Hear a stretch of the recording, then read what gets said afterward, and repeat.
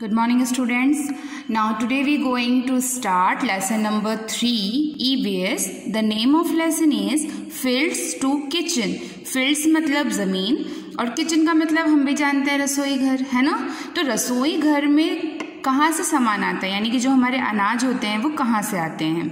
इस चैप्टर में हम 4 मेजर थिंग्स पढ़ेंगे। पहला रहेगा हमारा मीनिंग ऑफ एग्रीकल्चर, एग्रीकल्चर क्या होता है, टाइप्स ऑफ एग्रीकल्चर, कितने तरीके की खेती होती है, टाइप्स ऑफ क्रॉप, हम कितने तरीके के अनाज उगाते हैं, और जर्नी ऑफ फूड, एक खाना खेतों से किचन तक कैसे पहुंचता है। ठीक है, तो ये 4 पॉइंट हम यहाँ पर मेंशन करेंगे। So let's start. सबसे पहले we learn about the introduction. The introduction is agriculture is the main occupation of a large number of people in our country. Occupation का मतलब होता है आपका काम, आप जो भी जॉब करते हैं ना वो हमारा ऑक्यूपेशन होता है। तो फार्मर्स का ऑक्यूपेशन क्या होता है, खेती, यानी कि एग्रीकल्चर। ठीक है, हमारी इंडिया में मोस्ट ऑफ द पीपल आज भी गांव में रहते हैं, और जितने भी लोग गांव में रहते हैं वो खेती करते हैं, क्योंकि उनका मेन सोर्स तो खेती होता है ना। A majority of the people in India directly or indirectly depend on agriculture. Majority का मतलब होता है एक पूरा समाज, हमारा जो इंडिया के लोग हैं वो डायरेक्टली हो या इनडायरेक्टली हो, वो डिपेंड एग्रीकल्चर पे ही, क्योंकि जब तक कहीं अनाज ही नहीं उगेगा तब तक वो खाना क्या खाएंगे, of their livelihood. We get food, grains, vegetables and fruits from the field. यानी हमें फील्ड से क्या क्या मिलता है, ग्रेन्स अनाज, वेजिटेबल सब्जियां, और फ्रूट्स मीन्स फल, ये हमें खेतों से मिलता है। So the first topic is meaning of agriculture. Agriculture का मीनिंग क्या होता है, ये देख रहे हो बच्चों, ये खेत है, यहाँ पर सब लोग धान उगा रहे हैं। जिस तरीके से एक पौधे को मिट्टी में डालने के बाद बीज उसमें से अंकुरित होता है और एक पौधा निकलता है, उसे समय पे पानी देना पड़ता है, तब जाके वो एक पौधा एक फल देने वाले पेड़ में या पौधे में कन्वर्ट होता है। ठीक है, तो ये पूरी जो प्रोसेस होती है ये कहलाती है meaning of agriculture. A crop, crop का मतलब जो भी आपकी फसल। A crop is a plant that is grown or cultivated on a large scale. It can be a cereal, a fruits or a vegetable. एक ऐसा पौधा जो बड़ा होने के बाद ग्रो यानी बड़े होने पर या तो किसी ग्रेन में कन्वर्ट हो जाता है, या तो फ्रूट्स में कन्वर्ट होता है, या फिर वेजिटेबल में कन्वर्ट होता है, उसे हम कहते हैं agriculture. Cultivation of soil for growing crops in order to obtain food and raw material is known as agriculture. यहाँ पर फूड यानी कि खाने की चीज़, जैसे कि डायरेक्टली फल। अब फल को ना तो हम उबालते हैं, ना फल को हम अलग से धोते हैं, मतलब सॉरी उबालते तो नहीं है, ना उसकी सब्जी बनाते, डायरेक्टली फल को धोकर हम खा जाते हैं। तो ये हो गया डायरेक्टली फूड मिलने वाली चीज़। सब्जियाँ भी डायरेक्टली फूड होती हैं, लेकिन जो रॉ मटेरियल होते हैं, रॉ मटेरियल का मतलब होता है सूखे अनाज, जैसे कि चावल, दाल, गेहूँ, है ना, ये सब सूखे हो जाते हैं। पहले इनमें पहले फ्रूट्स निकलते हैं, इनके फसल उगती है, फसल उगने के बाद ये सूख जाते हैं, फिर इन्हें काटा जाता है, हार्वेस्ट किया जाता है, हार्वेस्ट करने के बाद इन्हें इनके जो पौधे हैं उनमें से अलग किया जाता है। गेहूँ वगैरह तो आप लोग सब गाँव से रिलेटेड आपने देखा ही होगा, गेहूँ सोयाबीन कैसे निकाले जाते हैं, है ना।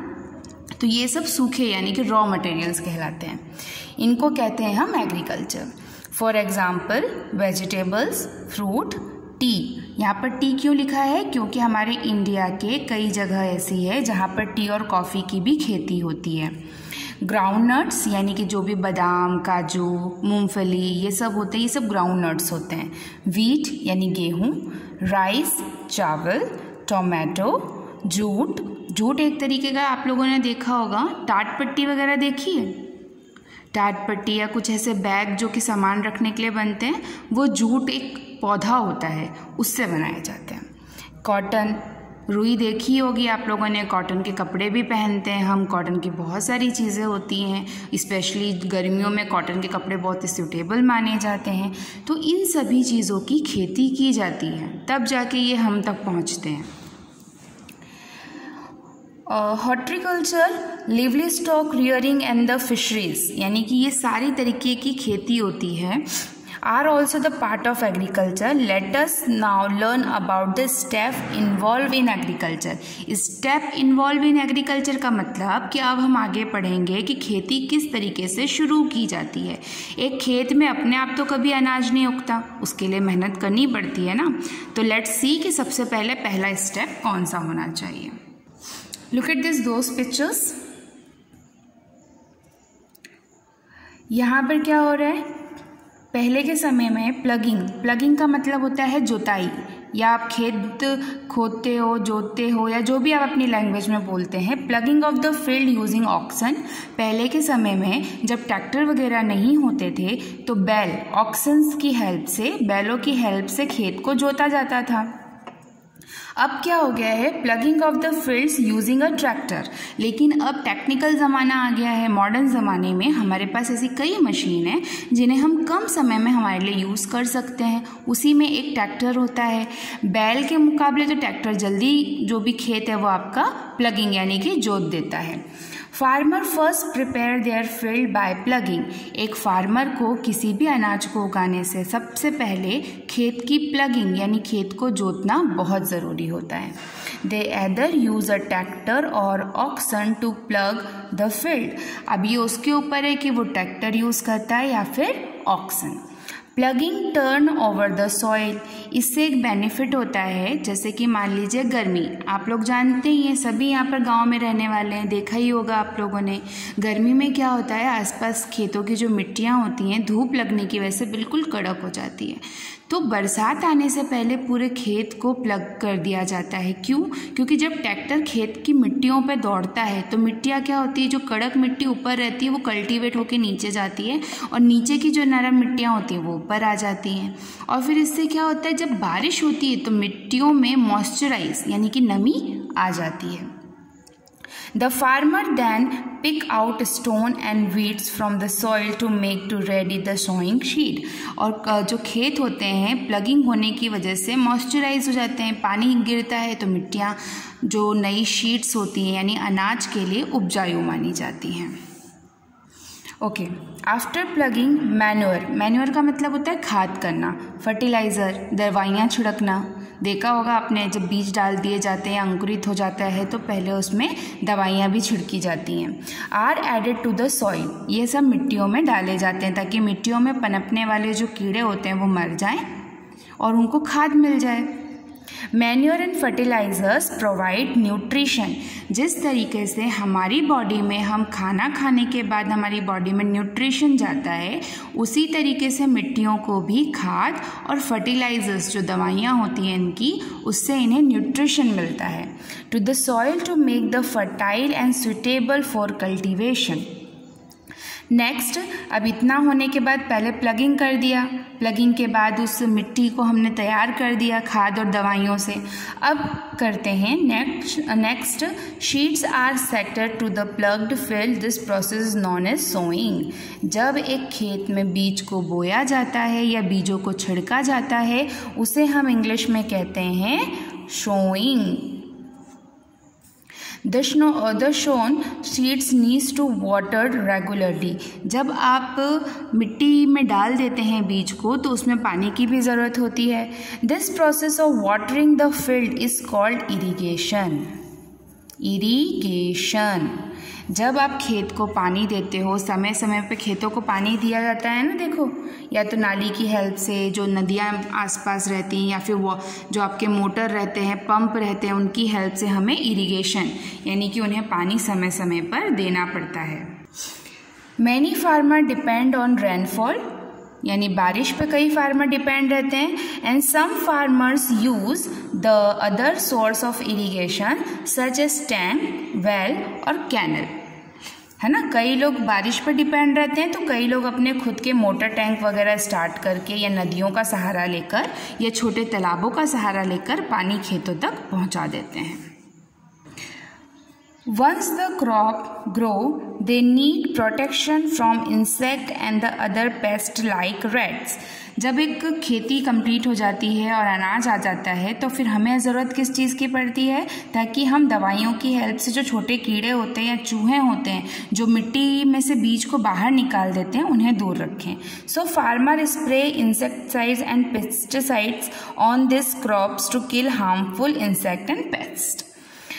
Farmer also needs to uproot any weed that grow in the soil. या खेत में जब अनाज के पत्तों के साथ या अनाज के अलावा जो दूसरे पेड़ पौधे निकल जाते हैं, जहरीले पेड़ पौधे, उन्हें भी जो फार्मर होता है वो निकाल देता है. As they can harm to the crop. When the crop is mature, farmer cut and gather it. Cut and gather it का मतलब मैच्योर यानी कि जब एक फसल पक जाती है पूरी तरीके से तो उसे फिर कटिंग कर दी जाती है. This process is known as harvesting. और फसल काटने की प्रोसेस को हम क्या कहते हैं? Harvesting. Farmer use tools like sickles and scythe in the harvest the crop. In the large farm, especially machine are used for harvesting.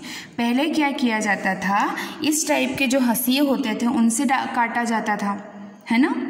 या तो अब क्या होने लग गया कि अब इतनी ज़्यादा न्यू टेक्निक प्रोसेस हो गई है कि अब तो हार्वेस्टिंग की मशीन्स भी आती हैं. तो खेतों में हार्वेस्टिंग की मशीन्स बुला के जल्दी से खेत कटवा दिए जाते हैं. आफ्टर हार्वेस्टिंग, ये देख रहे हैं आप, थ्रेसिंग यानी कि अनाज को इन पौधों से अलग किया जाता है, यानी कि सूखे अनाज को निकाला जाता है. After harvesting farmers separate the grains from the husk and the straw by the beating the grains off stem to the harvest crop on the floor. This process is known as threshing. जब आप एक पौधे से उसके अनाज को या उसके रॉ मटेरियल को अलग करते हो तो उसे हम थ्रेसिंग कहते हैं. तो पहले के ज़माने में इस तरह अनाज को पीट के निकाला जाता था. अभी भी कई लोग यूज़ करते हैं, बट जिनके पास भारी मात्रा में किसी अनाज की खेती होती है वो लोग आज के समय में थ्रेसिंग मशीन का यूज़ भी करते हैं. इसके बाद यूज़ होता है winnowing, WINNOWING, winnowing. After threshing यानी अनाज निकालने के बाद उसमें से धूल मिट्टी और सही अनाज को अलग किया जाता है. अगर अनाज कम होता है तो हम इस टाइप की प्रोसेस कर सकते हैं. सूपे वगैरह में लेके या बड़े किसी टब में लेके जहाँ से हवा आती है उस दिशा में अनाज को धीरे धीरे नीचे गिराने से अनाज ज़मीन पर गिरता है और उसमें जितनी भी धूल मिट्टी या जो भी पदार्थ बचते हैं उसके लास्ट के तो वो उड़ जाते हैं. ठीक है. After threshing the husk and the removed from the grains by allowing to grain to fall from the height and the telling the wind to the blast of the air from a fan blow away unwanted part like husk and dirt. मतलब जो छोटे छोटे particles अनाज के रह जाते हैं, सूखे पार्टिकल्स और जो धूल मिट्टी होती है, उसके प्रोसेस के लिए हम यही करते हैं, बड़े से सूपे या टब में उस अनाज को लेकर खड़े हो जाते हैं और जिस दिशा से हवा चलती है उस दिशा में उसे उड़ाना शुरू कर देते हैं. तो हाइट की वजह से क्या होता है, अनाज तो भारी रहता है तो वो गिर जाता है नीचे और जो धूल मिट्टी या कुछ भी कचरा उसमें रहता है वो उड़ जाता है. This is called the winnowing और इस प्रोसेस को हम विनोविंग कहते हैं.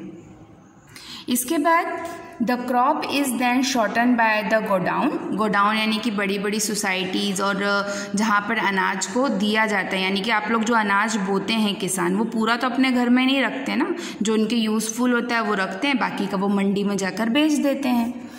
Godown in a gunny bag यानी कि इस टाइप की बोरियाँ. कार्डबोर्ड और the wooden boxes before it is send to the market. जब आप मंडी में इस अनाज को बेचते हैं गवर्नमेंट के प्राइस में तो ये वहाँ बिकता है. वहाँ के बाद ये हमारी पूरी इंडिया में सप्लाई कर दिया जाता है और इसी तरीके से हम तक गेहूँ, चावल, दाल और जितनी भी डिफरेंट टाइप्स ऑफ क्रॉपिंग हमारे इंडिया में होती है वो हम तक पहुंचती है. ठीक है, ये तो हो गया मीनिंग ऑफ एग्रीकल्चर. क्या क्या पढ़ा हमने इसमें? सबसे पहले प्लगिंग, उसके बाद मैन्योर और फर्टिलाइज़र, आफ्टर दैट स्नोइंग, इसके बाद इरिगेशन के बाद हार्वेस्टिंग के बाद थ्रेसिंग के बाद winnowing and after the crop in gunny bags to sell the market. तो आज के टॉपिक यहीं पर, इसके आगे का जो चैप्टर है वो हम नेक्स्ट लेक्चर में डिस्कस करेंगे. Have a good day.